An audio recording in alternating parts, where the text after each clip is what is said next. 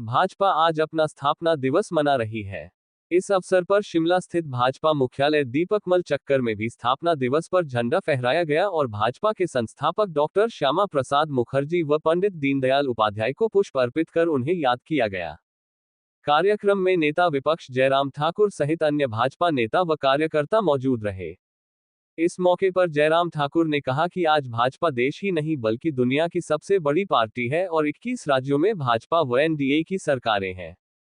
केंद्र में भी लगभग 60 साल के संघर्ष के बाद तीसरी बार लगातार भाजपा की सरकार बनी है, जो कि भाजपा के लिए गौरव की बात है। ऐसे में पार्टी की नींव रखने वाले नेताओं की कुर्बानियों को आज याद और नमन किया जा रहा है। इस मौके पर जयराम ठाकुर ने न्यूनतम बस किराए को दोगुना करने और विमल नेगी की सीबीआई जांच न होने पर सरकार पर सवाल उठाए। जयराम ठाकुर ने कहा कि हिमाचल प्रदेश में यात्रा करने का सबसे बड़ा साधन बसें हैं, जिसका न्यूनतम किराया अब सरकार ने 5 से बढ़ाकर 10 कर दिया है, जो सीधे तौर पर गरीब की जेब में बोझ डालने वाला निर्दयी निर्णय है। सुक्खू सरकार अपनी 10 गारंटी को भुलाकर लगातार जनता को निचोड़ने वाले निर्णय ले रहे हैं, जिससे जनता त्रस्त हो चुकी है। जयराम ठाकुर ने कहा कि सुक्खू सरकार हिमाचल प्रदेश के विकास की गति को आगे बढ़ने के तमाम रास्ते बंद कर रही है। हिमाचल को ऊर्जा राज्य के रूप में जाना जाता है और सबसे ज्यादा हाइड्रो प्रोजेक्ट हिमाचल प्रदेश में है, जिन्हें तबाह करने का काम सुक्खू सरकार काम कर रही है। पावर सेक्टर में नेताओं और अधिकारियों का नेक्सस चल रहा है, जो घोटाले कर रहे हैं। विमल नेगी भी उन्हीं का शिकार हुए हैं। पंजाब दस्तक के लिए सुरेंद्र राणा की रिपोर्ट। श्री अटल बिहारी वाजपेयी जी ने काम संभाला था और जिस दिन भारतीय जनता पार्टी की स्थापना हुई थी, उस दिन अटल जी ने कहा था, अंधेरा छटेगा, सूरज निकलेगा, कमल खिलेगा।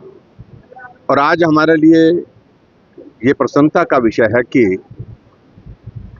आज पूरे देश भर में भारतीय जनता पार्टी और एनडीए की 21 राज्यों में सरकार है और 21 राज्यों के सरकार के साथ साथ में देश में आदरणीय प्रधानमंत्री नरेंद्र मोदी जी के नेतृत्व में लगातार तीसरी बार एनडीए की सरकार है। 60 वर्ष से भी ज्यादा समय के पश्चात ये अवसर हम सबको देखने का सौभाग्य प्राप्त हुआ है, जब एक व्यक्ति लगातार तीसरी बार देश के प्रधानमंत्री बने। और आज भारतीय जनता पार्टी देश की नहीं दुनिया की सबसे बड़ी पार्टी है और इस पार्टी को यहाँ तक पहुँचाने के लिए आज के दिन मुझे लगता है कि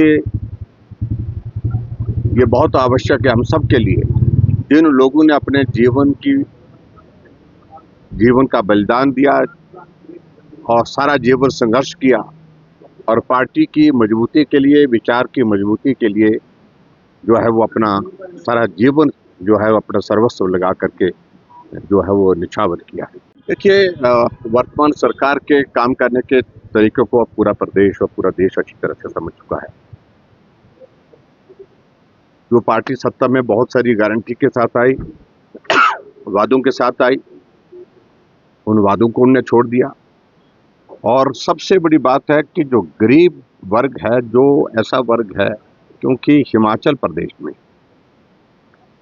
ट्रांसपोर्टेशन का एकमात्र जरिया है वो है हमारी एचआरटीसी की बसें, प्राइवेट बसें, जो भी बसें, क्योंकि पहाड़ी राज्य है।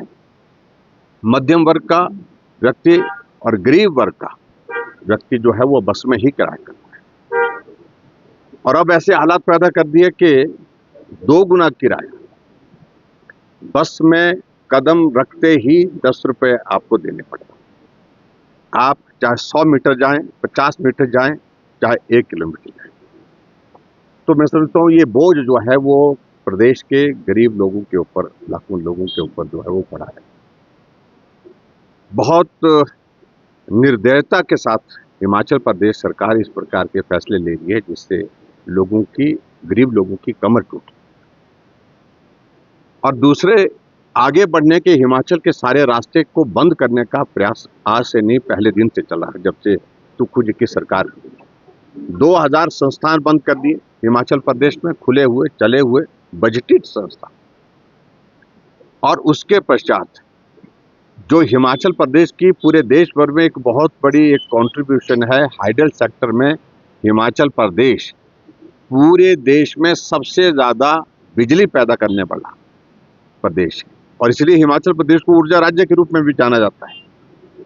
लेकिन जब से कांग्रेस की सरकार, व्यवस्था परिवर्तन सुख की सरकार आई है, आप देख रहे हैं कि जो ऐसे प्रोजेक्ट जहां जिन प्रोजेक्ट को लगाना कठिन है, वर्षों से उन पर भाषण दिए जा रहे हैं हमारे नेता लोग, लेकिन उन प्रोजेक्ट की जो है उनकी एग्जीक्यूशन नहीं हो पा रही है, उस पर काम नहीं शुरू हो पा रहा है। तो इसलिए हमने एक बड़ा फैसला किया था, पारदर्शिता के साथ पॉलिसी बना करके केंद्र के जितने भी हमारे जो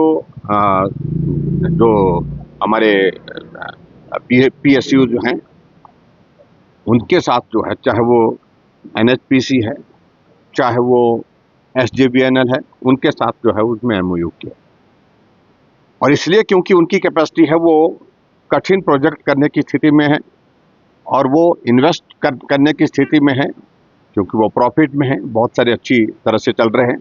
ऐसी सूरत में एक ही उम्मीद थी कि यही लोग, यही एजेंसी, यही कंपनी जो है उन प्रोजेक्ट को लगा सकती है। अब सारे के सारे वो प्रोजेक्ट उनने कैंसिल कर दिए, NHPC के कर दिए, SJVNL कर दिए और इससे प्रदेश का भविष्य जो है, जो हाइडल सेक्टर में था, वो बिल्कुल पूर्ण रूप से जो है वो बंद कर दिया। और ऐसी सूरत में जो बातें निकल आ रही है, अब आइडेंटिफाई कर रहे हैं कुछ आंध्रा के लोगों को, तेलंगाना के लोगों को, जिनके साथ इनकी बात चली है और यहाँ तक कि तेलंगाना के गवर्नमेंट के साथ बोल रहे हैं कि गवर्नमेंट के साथ हम करेंगे। और इसमें दोनों राज्यों में सरकार कांग्रेस पार्टी की है, तेलंगाना में भी, हिमाचल प्रदेश में, और उसके साथ साथ जिनको वो देना चाह रहे हैं उसमें बहुत सारी चीज़ें लोगों के ध्यान में आ रही है। और मैं यही कहूँगा कि एक बिमल नेगी जी की मौत अगर हुई है तो पावर सेक्टर में जो बहुत बड़ा घोटाला चल रहा है, एक नेक्सस चल रहा है नेताओं का, अधिकारियों का, जिसके कारण बिमल नेगी जी को आत्महत्या करनी पड़ी या उनकी हत्या हुई, ये बहुत बड़ा विषय है। आज ये जांच का विषय है, परिवार के लोग उसमें CBI की जांच मांग रहे हैं। तो ऐसी सूरत में आने वाले समय में हिमाचल के हितों को बेचने की तैयारी चल रही है और मैं समझता हूँ ये बहुत दुर्भाग्यपूर्ण है। Thank you.